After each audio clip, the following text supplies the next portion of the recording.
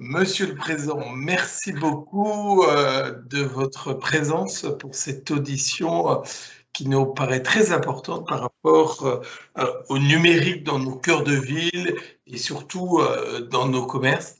Merci de passer un peu de temps avec nous pour nous donner votre regard et puis ce que font les vitrines de France pour aider nos centres-villes à être encore plus dynamiques. Alors peut-être Constant, alors peut-être en deux mots, la Fédération des vitrines de France, ce que c'est en deux mots, tout le monde connaît, mais au cas où, et puis après Constant posera la première question. Donc, je fais une petite présentation simplement des vitrines. Là, donc, on est une fédération qui aujourd'hui a comme adhérents les associations de commerçants, bien sûr, dans la plupart des villes de France, petites, moyennes ou grandes. Beaucoup aujourd'hui, de plus en plus de mairies qui viennent nous rejoindre et beaucoup de communautés de communes aussi, puisqu'on est dans une période où tout le monde se soucie de l'avenir du commerce. Et donc, comme on a toute une batterie d'outils qui sont à disposition de nos adhérents, à des conditions souvent privilégiées et des outils qui ont été vérifiés et qui fonctionnent dans tous les domaines, que ce soit effectivement dans le numérique, mais aussi dans les domaines de l'animation, dans tous les services, des applications, des sites internet, des cartes de fidélité, les chèques cadeaux, enfin toutes ces choses-là, on le gère beaucoup. Il y a une chose qui est vraiment en ce moment très demandée par toutes les villes, hein, et notamment par les collectivités, c'est le chèque cadeau, qui a permis un peu de sauver les meubles lors du premier confinement. Et là, on ressent de nouveau une forte demande de chèques cadeaux de nouvelles villes, hein, qui veulent mettre ça en place. Alors, chèque cadeau physique ou chèque cadeau dématérialisé. Donc, on est déjà un petit peu aussi dans la démarche de dématérialisation, puisqu'on a des chèques cadeaux dématérialisés qui peuvent être achetés par les consommateurs pour les dépenser dans les cœurs de ville. Et d'ailleurs, à cet égard, on est en train, il va être mis en ligne dans quelques jours, de mettre un site national de chèques cadeaux où chacun pourra acheter un chèque cadeau d'une autre ville, même s'il n'habite pas dans la ville, ou pourra le faire parvenir à la personne de son choix dans la ville en question. Donc, ce site-là est en cours de finalisation et encore quelques petits détails, mais il sera opérationnel d'ici quelques jours. Voilà un petit peu la présentation. Donc, notre rôle outil à disposition de toutes les villes adhérentes. Bon, beaucoup voudraient voir en nous un syndicat, nous ne le sommes pas. Il y en a suffisamment, je pense, en France, des organes de pression et autres, et il y en a même parfois un peu de trop, qui ne disent pas toujours la même chose d'ailleurs. Donc, ça devient un petit peu inaudible. Par contre, donc on ne fait plus du tout ce travail-là. Par contre, on soutient des causes, notamment les dernières causes sur lesquelles on a été en soutien, c'est le collectif contre Amazon, hein, enfin, pour les grands pure players, en fait, hein, qui ont des conditions de fiscalité privilégiée et autres, et à qui on laisse construire des entrepôts sur tout le terrain en France sans aucune vérification ni autorisation. Et puis l'autre chose qui concerne d'ailleurs le sujet d'aujourd'hui, c'est les écrans dans les vitrines. Il y a un collectif Touche pas à ma vitrine qui a été fait. Et bon, l'article 7 de je ne sais plus quelle loi prévoit que les maires peuvent interdire la présence d'écrans numériques dans les vitrines. C'est un petit peu paradoxal au moment où on demande aux commerçants de se numériser. Hein, donc, c'est essentiellement les maires des grandes villes, Paris, Lyon, Marseille, Bordeaux, qui ont été un peu à l'origine de ça. Et donc, bon, on est vent debout contre ça. Il faut quand même laisser un minimum de liberté à chacun. Et on ne pense pas qu'au niveau écologique, ce soit ça qui soit le plus destructeur pour la planète. Donc, et que ça n'existe nulle part ailleurs, d'ailleurs, en Europe ou dans le monde, de telles législations. Voilà, nos centres-villes, c'est pas Broadway. Hein, bon, voilà. Donc, allez, on attaque. On va commencer donc, Monsieur le Président, avec la première question. Donc, du coup, vous, dans le cadre de vos fonctions, vous conseillez plusieurs prestataires, vous avez aussi également de nombreux adhérents. Et si on parle en matière de numérique, qu'est-ce que la crise a pu amplifier ? Écoutez, on peut parler des crises, puisqu'il y a eu différentes périodes depuis 1 an et demi aujourd'hui, hein, donc les périodes avec, les périodes sans et autres. On constate qu'au niveau de nos centres-villes, il y a certaines enseignes qui sont beaucoup plus touchées que d'autres, notamment les grandes enseignes internationales ou les succursalistes qui ont des points de vente un peu partout et qui ont beaucoup fermé dans beaucoup de villes. Par contre, sur la clientèle des commerçants indépendants, pour l'instant, on n'a pas d'écho dramatique, puisqu'il y a eu les aides qui ont été apportées et que ça a permis effectivement de tenir la tête hors de l'eau de ces gens. Et notamment les restaurateurs, d'ailleurs, qui parfois se plaignent, mais qui en privé disent que ça va très bien pour eux, en fonction des aides qu'ils ont reçues. Et donc, ils préfèrent à la limite, pour certains, rester fermés plutôt que de réouvrir avec des jauges qui ne leur permettraient pas d'assurer une rentabilité. Voilà un petit peu la situation telle qu'elle est. Donc, avec cette situation, on a vu fleurir sur tout le territoire, dans toutes les villes, quasiment dans toutes les villes, des plateformes, des places de marché, de e-commerce qui ont été mises en place très souvent avec l'aide des collectivités locales, parfois avec l'aide des chambres de commerce ou autres, et qui techniquement, la plupart de ces plateformes fonctionnent à peu près bien. On ne peut pas dire qu'il y a de gros problèmes techniques. Par contre, ce que l'on constate, et tous les échos et tous les retours que l'on a, c'est qu'aucune vente ne se fait par le biais de ces plateformes, ou très très peu. C'est-à-dire que quand on a sur une ville 200-300 commerçants inscrits sur la plateforme, ça se limite grosso modo à une vente par jour, pas par commerçant, mais 1 ou 2 ventes par jour sur la plateforme. Donc il n'y a pas de ventes qui sont réalisées à partir de cette plateforme.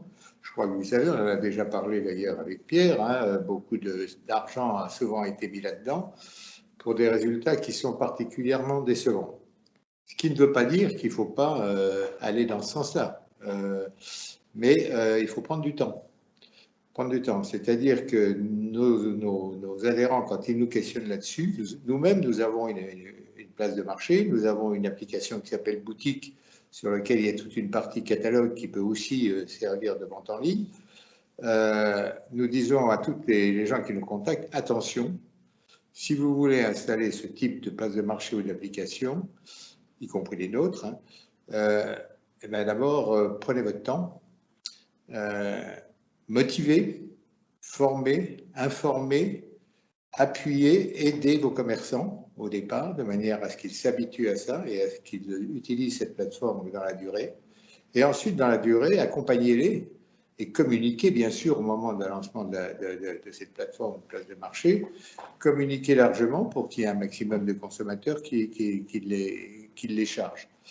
Dans 99% des cas, ça n'a pas été fait. Et c'est la raison essentielle pour laquelle ça ne fonctionne pas. Et beaucoup de gens se sont lancés là-dedans en se disant, ça y est, je fais un chèque, et puis à partir de là, ça va marcher, et j'aurais pu m'en occuper. Sauf que c'est pas comme ça que ça fonctionne. Il faut vraiment être sur le terrain tous les jours, et les suivre tous les jours, et aller quasiment tenir la main des commerçants au quotidien pour qu'ils tiennent à jour leur stock, qu'ils changent leurs photos quand elles ne sont pas bonnes. Et pour un commerçant, il faut se rendre compte que c'est souvent une deuxième boutique qu'ils ouvrent. Et donc, c'est un travail très, très important pour eux, en plus de leur travail au quotidien, quand ils sont ouverts, en tous les cas. Et très souvent, ils n'ont pas les moyens humains ou financiers de pouvoir gérer à la fois leur boutique physique et leur boutique numérique. Donc voilà, donc on est aujourd'hui dans une situation qui est un peu inquiétante parce que je voudrais quand même rajouter quelque chose sur les places de marché, juste avant de dire ça, c'est que on constate quand même que sur les meilleures des places de marché existantes de ville, il n'y a pas de vente, je l'ai dit, ou très très peu. Par contre, parfois, il y a quand même pas mal de visites. Et que ces visites, parfois, déclenchent le déplacement du client vers le commerce de centre-ville. Il y a des clients qui arrivent dans les commerces de centre-ville en disant « j'ai vu sur cette place de marché votre boutique ou votre produit ». Mais les ventes ne se font pas en ligne, elles se font éventuellement en ce moment sur le terrain. Quelques ventes par le biais du click and collect, quelques ventes là où c'est possible par un système de livraison. On reviendra sur les livraisons parce que c'est un problème majeur aussi qu'il faut prendre en compte. Je crois que Pierre, tu l'as évoqué dans ton début, je le dis tout de suite, en fait, les livraisons, nous sommes pour, bien sûr, si c'est indispensable, mais nous sommes contre la généralisation d'un système de livraison. Je n'ai pas envie que nos centres-villes deviennent des places de marché Amazon réparties dans des boutiques où plus personne ne va en ville. Le but, c'est quand même de faire venir aujourd'hui, pour animer nos centres-villes, de faire venir le consommateur dans les centres-villes. S'il peut se faire livrer chez lui tous les achats qu'il veut, il n'y a plus aucune raison qu'il se déplace en centre-ville. Et c'est le problème majeur déjà aujourd'hui, la fréquentation, on en arrive là-dessus, sur la fréquentation de nos cœurs de ville. Je veux juste faire un aparté qui n'est pas numérique, mais qui est quand même important. De quoi souffrent nos centres-villes aujourd'hui? D'un manque de consommateurs physiques. D'où viennent les consommateurs physiques dans nos cœurs de ville? Ils viennent essentiellement des gens qui travaillent tous les jours au quotidien et qui tous les jours au quotidien passent devant les vitrines des boutiques, vont au restaurant à midi. Demandez à n'importe quel restaurateur dans n'importe quelle ville qui est sa clientèle à midi dans son restaurant, c'est 80% ou 90% des gens qui travaillent en ville. Donc, on a retiré tous les centres-villes, on a retiré les hôpitaux, on a retiré les professions libérales, on a retiré les chambres de commerce, les cinémas, enfin les universités et autres. Et donc, l'occasion de dire, on ne va plus à la banque, on fait tout en ligne, on ne va plus à la mairie, on fait tout en ligne, on ne va plus à la préfecture, on fait tout en ligne, toutes les démarches administratives. Et donc, l'occasion de venir en ville est de plus en plus rare, sauf pour les gens qui y travaillent. Et moi, ce qui m'inquiète beaucoup aujourd'hui dans le développement du travail à distance, c'est le fait qu'encore, voilà de nouvelles personnes qui venaient au bureau peut-être tous les jours et qui ne vont plus venir en cœur de ville au quotidien, qui ne seront plus des consommateurs.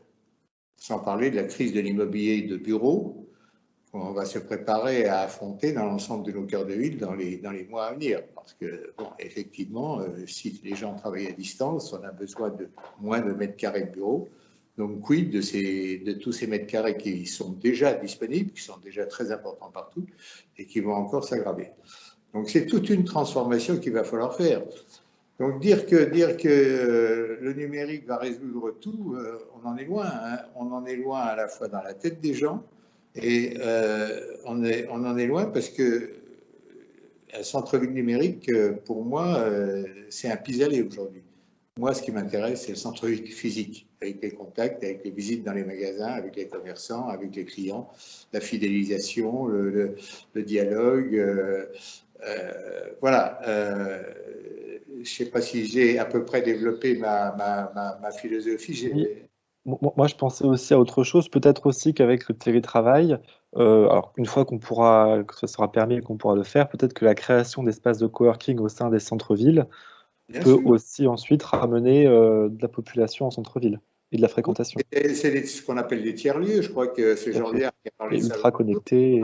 Et des tiers-lieux, il va falloir renouveler totalement l'offre du centre-ville. Ça, on le sait depuis un bout de temps. Hein. Le consommateur a tellement changé dans tous ses modes de fonctionnement. Il achète d'occasion, local, proximité, responsable, il loue et tout. Donc, nous avons aujourd'hui une offre de centre-ville.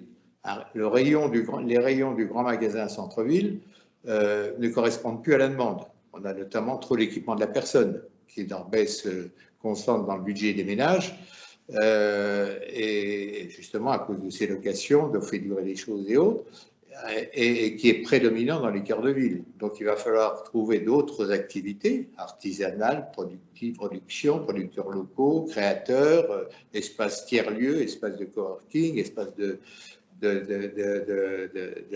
y a des boutiques d'artisanat qui se créent aujourd'hui où on met des outils à disposition des gens et avec des gens qui sont là pour leur expliquer comment scier une planche, comment planter un clou, enfin, c'est pas quoi. Toutes ces choses-là doivent faire partie de ce que moi j'appelle l'offre du centre-ville. Et cette offre du centre-ville, elle a un mot pour moi, c'est le qualitatif. On laisse le quantitatif un peu à la périphérie, à Internet, et le qualitatif, ça veut dire décoration, rue piétonne éventuellement, amélioration des cheminements piétonnes, concept de magasin, qualité des produits, artisanat, haut de gamme éventuellement en fonction du pouvoir d'achat de la ville. il faut jouer toute cette notion de qu'est-ce que c'est bon de vivre en ville, hein, qu'est-ce que c'est bon de venir en ville.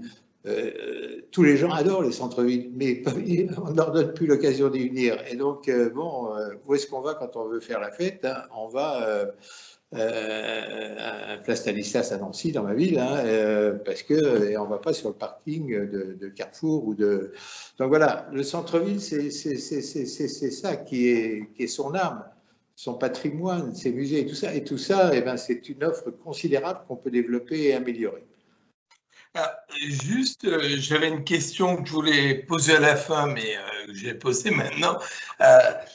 On voit bien que dans le dernier baromètre des attentes des consommateurs de centre-ville qu'on a présenté chez la ministre, donc c'était le 5e baromètre des attentes des consommateurs, on voit que 9 Français sur 10 disent que de consommer en centre-ville est un acte citoyen.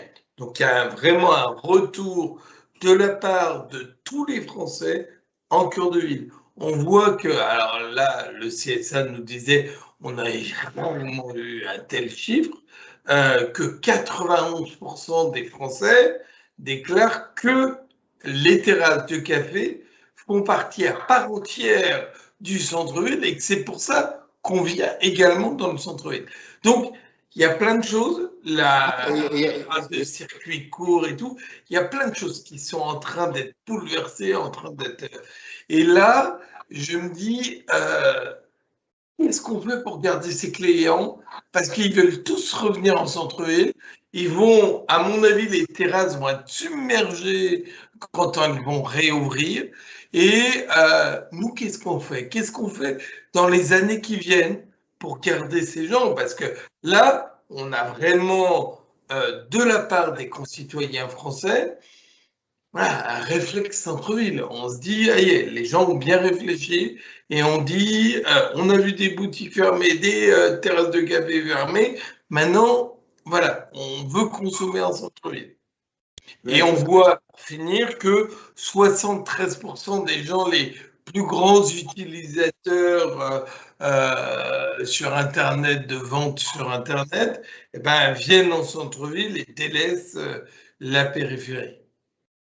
Oui, non, mais bon, heureusement que ce constat-là, on le fait tous, hein, et ça réchauffe un peu le cœur, hein, de se dire finalement, le commerce dit de proximité, qui n'est plus de proximité, parce que les proximités, le commerce de proximité le plus proche, c'est Internet, hein, donc on commande le monde entier depuis son vivant. Et le commerce de centre-ville, dans sa façon, dans sa globalité, doit effectivement répondre à toutes ces attentes. On constate effectivement que dès qu'il y a une possibilité, les consommateurs ont quand même envie de revenir vers les centres-villes. Tous les commerces qui n'ont pas été fermés, les bouchers, les charcutiers, les boulangers, ils ont cartonné. Hein. Ils ont cartonné, ils ont développé leur chiffre d'affaires, alors que les gens allaient peut-être dans une grande surface avant. Ils ont peut-être eu peur d'aller dans la grande surface à cause de la fréquentation. Et ils sont venus aussi chercher la qualité, le service et l'accueil. Bon, les bouchers, ils se portent bien en ce moment. Hein.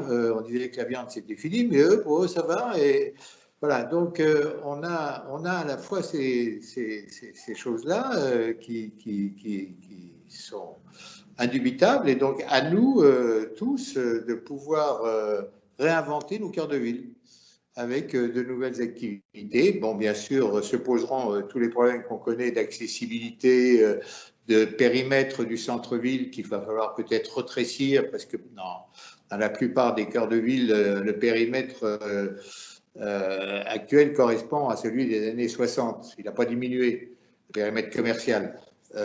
Or, entre-temps, il y a eu la grande distribution, l'évasion vers les périphéries et Internet. Et on ne peut pas continuer à avoir des centres-villes aussi étendus que l'on a aujourd'hui. Donc il faut savoir, et ça c'est le travail qu'on doit faire avec les élus, savoir couper un peu là-dedans et sacrifier quelques rues qui n'ont plus vocation à être commerciales pour les destiner vers d'autres activités. Et puis reconstituer son centre-ville, son nouveau périmètre, regarder les voies d'accès, l'accessibilité pour les voitures, pour les vélos. Est-ce que les stations de transport en commun sont au bon endroit? Est-ce qu'il ne faut pas en déplacer une 200 mètres pour être plus près de l'hypercentre? Toutes ces choses-là, c'est un travail très important et nous disons à tous nos adhérents de travailler tous ensemble autour du maire.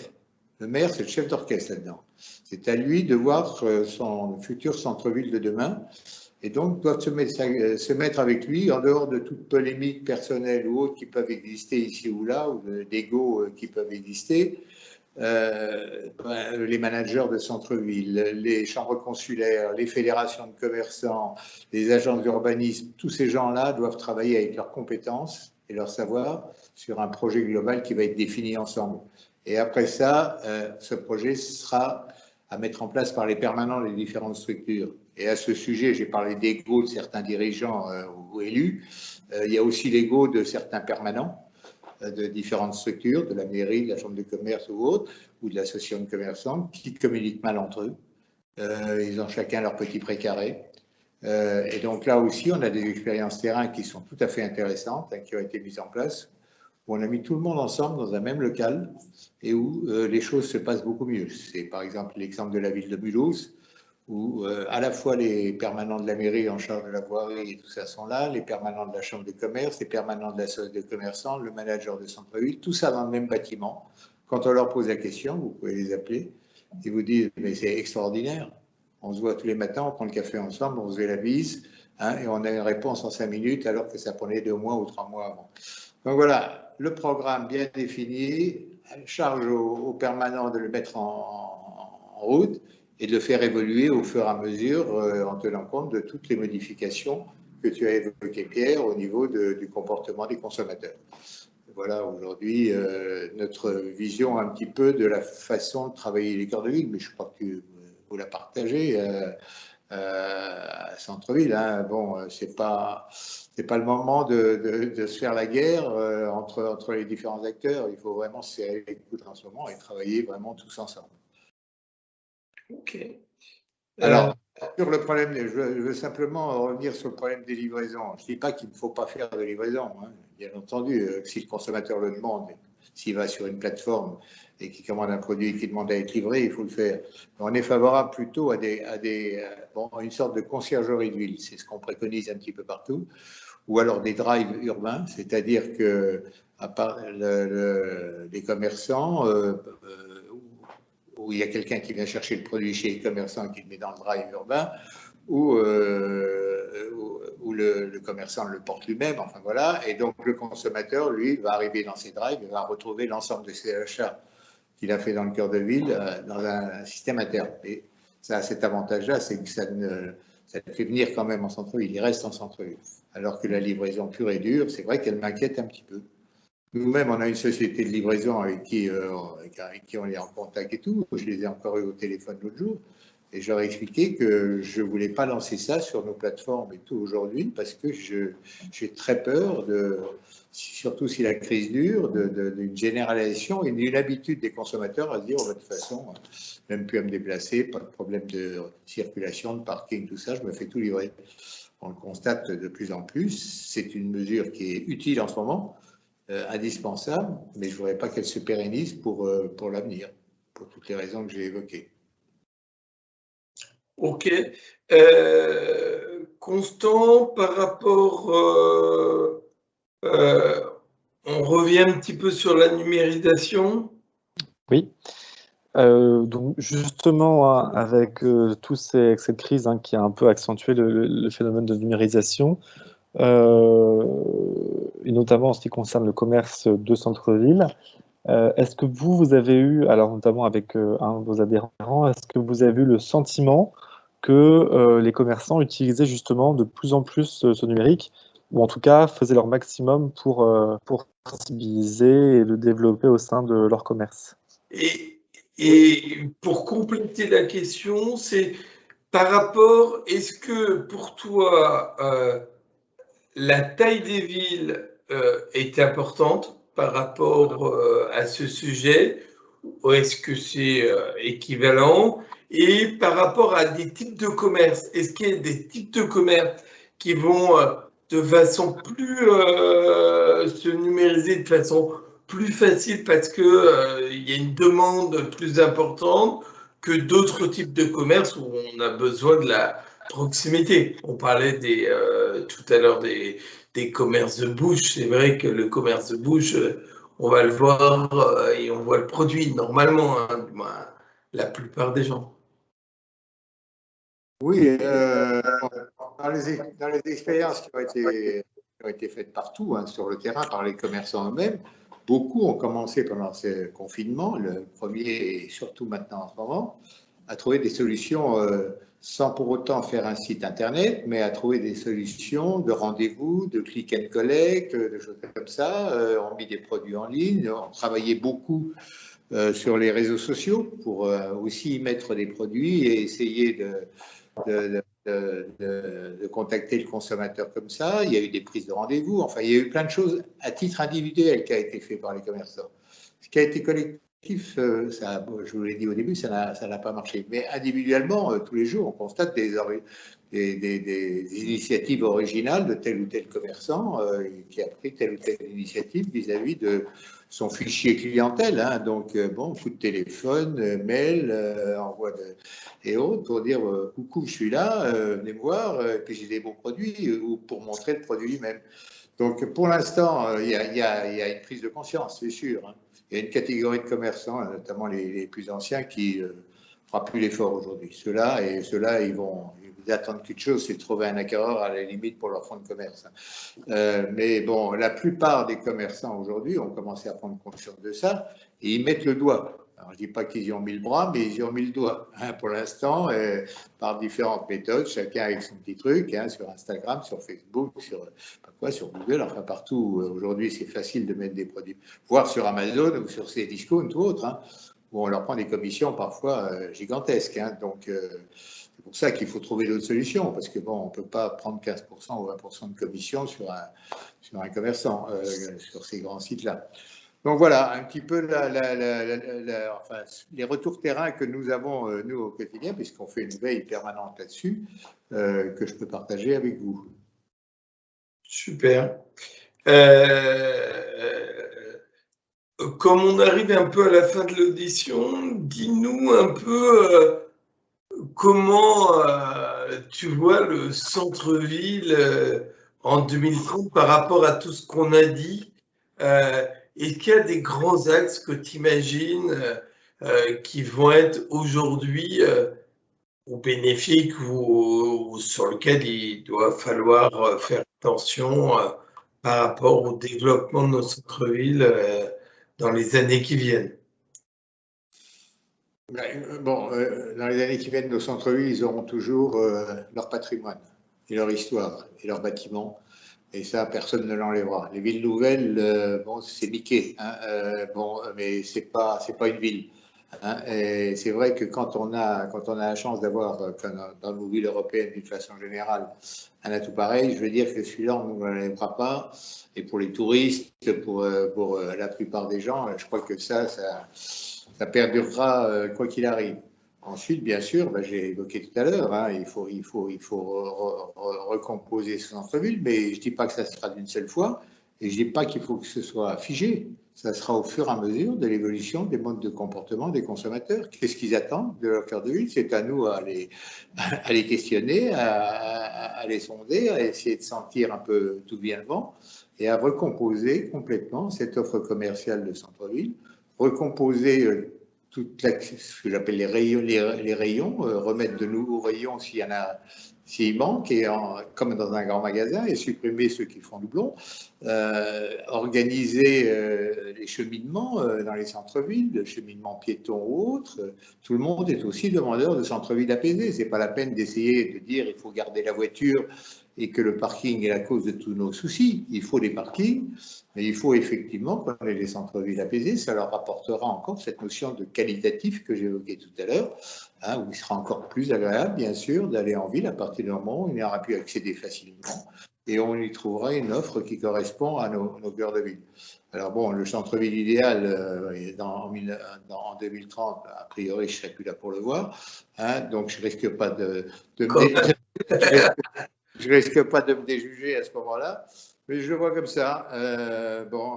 Voilà, nos cœurs de ville et surtout les cœurs de ville historiques sont vraiment un atout que personne ne nous enlèvera et qui continueront à être